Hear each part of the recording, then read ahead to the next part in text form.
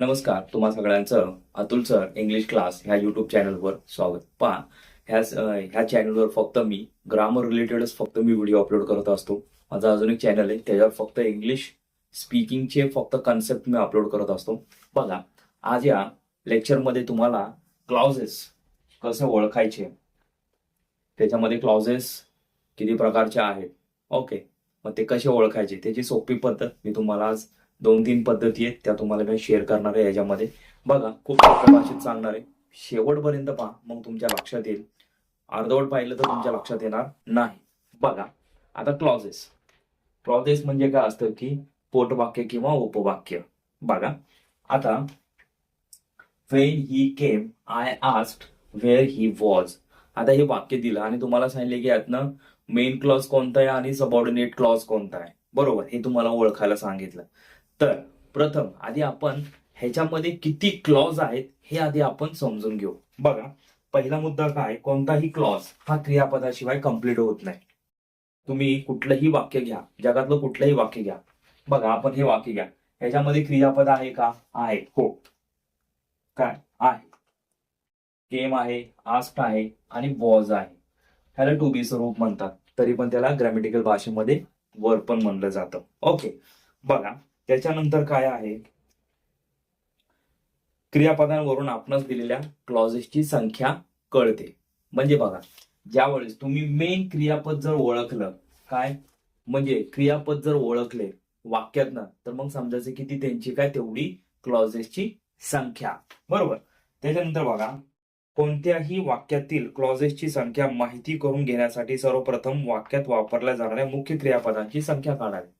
बघा, मुख्य क्रियापद, आता याच्यामध्ये मुख्य क्रियापद कोणते? केम, आस्क्ड आणि वॉज. आता यांची संख्या किती आहे? 3. म्हणजे आता ह्या वाक्यामध्ये क्लॉज किती झाले? 3 झाले. किती किती 3. आता हे कशावर ओळखलं आपण की ह्याच्यामध्ये तुम्हाला काय मुख्य क्रियापद फाइंड आउट करायचे वाक्यातलं. ओके, मग त्याच्यावरनं ठरवायचं की ह्याच्यामध्ये 3 क्लॉजेस आहे. ओके, आता क्रियापदांच्या इतकेच क्लॉजेसला त्या वाक्यात, वरील वाक्यात 3 क्रियापदे आहेत. बघा, म्हणजे कम, आस्क्ड आणि वॉज. आता ही एक पद्धत झाली. काय, पहिल्यांदा वाक्यातनं तुम्हाला काय करायचं की मुख्य क्रियापद, जसं की बघा केम, आस्क्ड आणि वॉज, हे काय, ही क्रियापद तुम्हाला फाइंड आउट करायचे आहेत. मग तेवढे तुमचे क्लॉज आहेत. आता त्याच्यानंतर जो प्रकार येतो तुमचा मेन क्लॉज आणि सबऑर्डिनेट, हे याच्यानंतर मी तुम्हाला एक्सप्लेन करेन.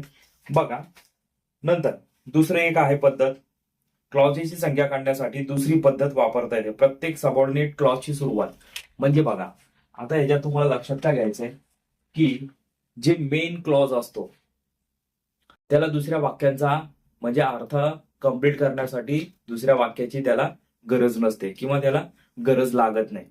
पण दुसरं जे वाक्य आहे ते कंजंक्शनने सुरू होतं. म्हणजे काय, उभ्याने वि अव्ययाने, म्हणजे कनेक्टिव्ह. म्हणजे बघा, लक्षात ठेवा, तुम्हाला जर क्लॉजेस समजायचे असतील तर 2 वाक्य कशाने जोडली जातात ते शब्द तुम्हाला प्रॉपरली माहिती असलेच पाहिजे. नाहीतर अन्यथा तुमचं हे नेहमी कन्फ्युजन कन्फ्युजन कन्फ्युजन होत राहणार. काही जास्त नाहीये, थोडेसे. पुढील सेशन मध्ये मी तुम्हाला एक अख्खा चार्ट देईन, म्हणजे स्क्रीनवर मी लिहून काढा. पण आज एवढं समजून घ्या की याच्यामध्ये क्लॉज कसं आहे, तुम्हाला कसं ओळखायचंय. ओके, पहिली पद्धत झाली काय की तुम्हाला मुख्य क्रियापद फाइंड आउट करायचे. मुख्य क्रियापद काय शोधायचे.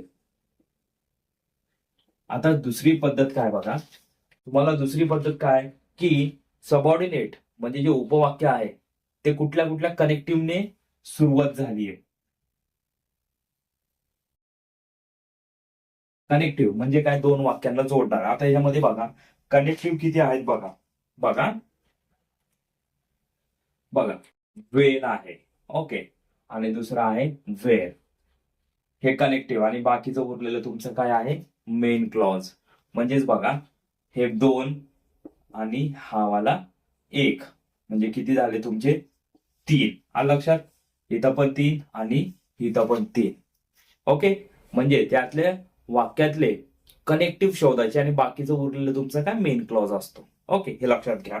आता म्हणजे बघा, ह्याच्यामध्ये कनेक्टिव्ह 2 आहेत, वेन आणि वेअर. बघा हे वाक्य कशाने जोडले, वेअर. आणि सबऑर्डिनेट वाक्याची सुरुवात नेहमी कशाने होते, कनेक्टिव्हने होते, बरोबर. मग हे लक्षात घ्या, वेन आणि वेअर हे दोन, आणि मेन क्लॉज हा आय आस्क्ड. बघा आता याच्यामध्ये गंमत बघा. बरं ठीक आहे, तो मेन क्लॉज आहे. हे तुमच्या लक्षात आलं क्लॉज कसे फाइंड आउट करायचे, हे क्लॉजचं वाक्य कसं ओळखायचं ते. ओके, दोन पद्धती सांगितलं, लक्षात ठेवा.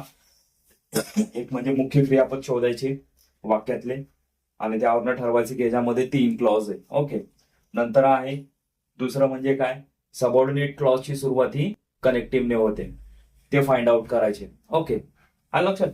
आता ह्याच्यानंतर बघा, क्लॉजेसचे 2 प्रकार आहेत. काय, क्लॉजेसचे 2 प्रकार आहेत, लिहून घ्या. क्लॉजेसचे काय 2 प्रकार आहेत. एक म्हणजे आहे तुमचा मेन क्लॉज म्हणजे मुख्य वाक्य, आणि दुसरा आहे सबऑर्डिनेट क्लॉज. ओके, बघा कन्सेप्ट खूप सोपे आहेत, फक्त तुम्हाला समजता आलं पाहिजे. समजता नाही म्हणजे तुम्ही थोडासा सराव केला पाहिजे आणि थोडंसं समजून त्याच्यावर सराव केला पाहिजे, समजू ना. बघा आता ह्याच्यामध्ये तुम्हाला गंमत सांगतो, एक वाक्य देतो आणि मग तुम्हाला समजावतो. When he came,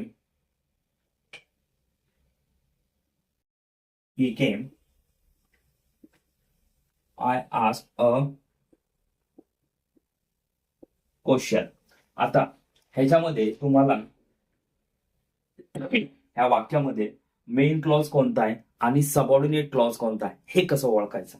ओके, ह्याच्यामध्ये सबऑर्डिनेट आणि मेन क्लॉज कसं ओळखायचं बघा कसं. आता जो मेन क्लॉज असतो ना, लक्षात ठेवायचं की त्याला दुसऱ्या वाक्याचा म्हणजे बघा तुम्हाला त्या वाक्याचा अर्थ माहिती असला पाहिजे. जसं की बघा, Wien he came I asked question.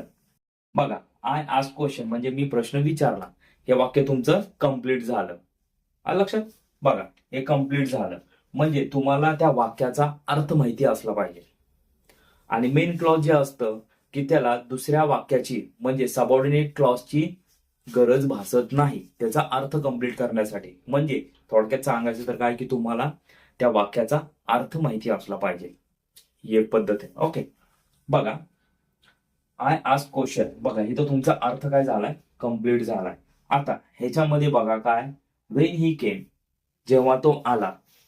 बघा हे वाक्य तुम्ही वाचताना काय, जेव्हा तो आला, पुढं काय, व्हॉट नेक्स्ट.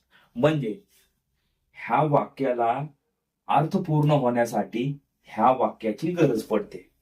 लक्षात, म्हणजे तुम्हाला ह्या वाक्याचा अर्थ कळला आणि या वाक्याचा अर्थ कळला की मग तुमच्या लक्षात येऊन जाईल की मेन क्लॉज कुठला आहे आणि सबऑर्डिनेट क्लॉज कोणता आहे. लक्षात.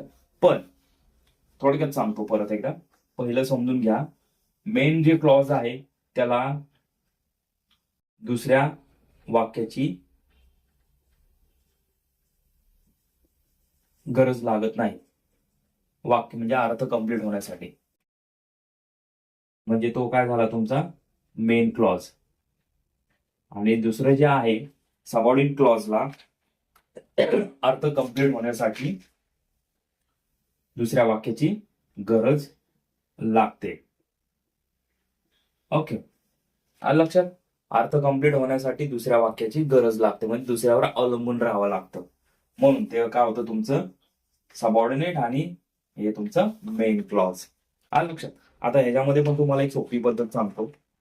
ही एक पद्धत झाली, ही एक पद्धत. आता दुसरी पद्धत काय की बघा, मेन क्लॉज, कुठला मुद्दा आपला सुटला नाही पाहिजे त्यासाठी मी नोट्स काढलेले. बघा सबऑर्डिनेट क्लॉज ओळखण्यासाठी वेगळी पद्धत आहे, ती अशी की ज्या क्लॉजेसची सुरुवात एखाद्या कनेक्टिव्हने होते. बघा मी थोड्यापूर्वी तुम्हाला सांगितलं होतं की कनेक्टिव्ह म्हणजे कंजंक्शन्स म्हणजे उभयनिवी अव्यय, हे तुम्हाला माहिती असले पाहिजे. बघा उभयनिवी अव्यय का तुम्हाला सांगतो, कारण की उभयनिवी अव्यय हे 2 वाक्यांना जोडतात. बघा उभयनिवी अव्यय हे 2 वाक्यांना जोडतात, हे लक्षात ठेवा. आता ह्याच्यामध्ये बघा 2 वाक्यांना जोडले कसं, वेननी. बरोबर. बघा I asked question when he came, किंवा तुम्ही वाक्य हे असंही बोला, when he came I asked question, म्हणजे तो जेव्हा तो आला मी त्याला प्रश्न विचारला. बरोबर. मग लक्षात काय ठेवायचंय की सबऑर्डिनेट जो क्लॉज आहे त्याची सुरुवात एका कनेक्टिव्हने होते. काय? कनेक्टिव्ह.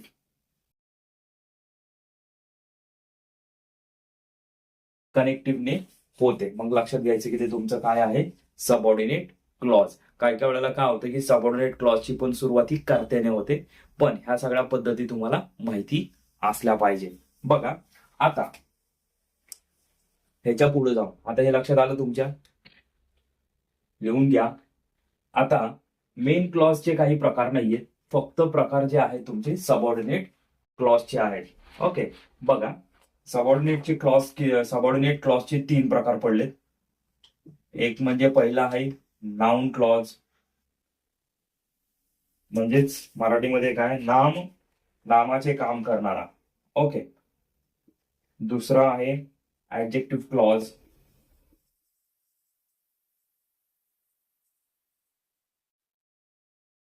आणि तिसरा आहे ऍडवर्ब क्लॉज.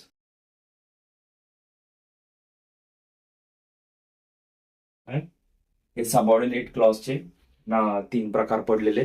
याचा अभ्यास आपण पुढील सेशन मध्ये करणार आहोत. बघा मेन क्लॉजचं याच्यामध्ये काही प्रकार पडलेले नाहीयेत, फक्त सबऑर्डिनेट क्लॉजचे 3 प्रकार पडलेले. ओके. ते लक्षात ठेवा, नाउन क्लॉज, ऍडजेक्टिव्ह क्लॉज आणि ऍडवर्ब क्लॉज.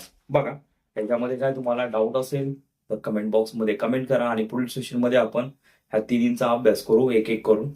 तर तोपर्यंत जय हिंद, जय महाराष्ट्र.